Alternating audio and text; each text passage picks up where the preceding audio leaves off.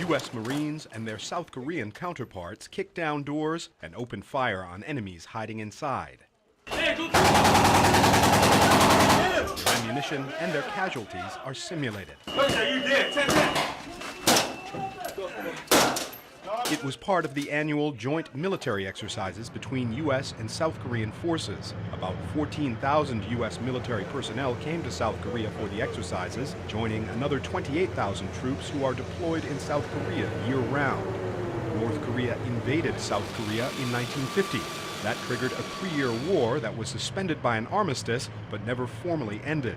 U.S. and South Korean military commanders say this annual practice is a way of ensuring the South is always prepared for any future attack by the North. Lieutenant Colonel Ross Kaufman led the Army task force that came over from the U.S. for the exercise. He describes the drills as routine and defensive.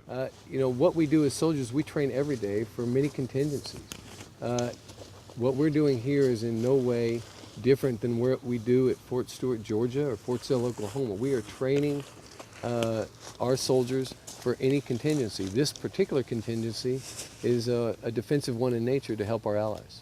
North Korea harshly criticizes these drills every year, describing them as a rehearsal for invasion.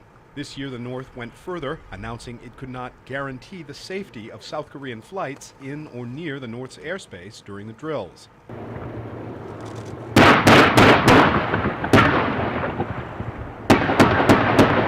Much of the action in these joint drills does not take place at practice ranges like this one. It takes place instead on computer screens behind closed doors as the two militaries simulate efforts to communicate with each other when coordinating the movement of supplies and personnel around the Korean peninsula. The drills also take place at sea. A U.S. aircraft carrier and 2 Aegis-class U.S. destroyers were among the naval ships sent to South Korea for the exercises. Destroyers like the USS Chaffee have the advanced technology and missile systems capable of shooting down ballistic missiles. That is something the United States has not ruled out doing if North Korea carries out the launch of a long-range rocket as it has promised to do in early April. The U.S. and its regional allies say such a launch would violate a United Nations resolution imposed after Pyongyang conducted a nuclear weapons test in 2006. The Chaffee's Korean-American commander, Chae Ki-dong, says his ship is ready to carry out whatever course of action policymakers decide. The U.S. Navy is always prepared to respond in a crisis, and we will do our utmost to make sure that we carry out our mission. The joint exercises ended Friday. Kurt Asian, VOA News, Seoul.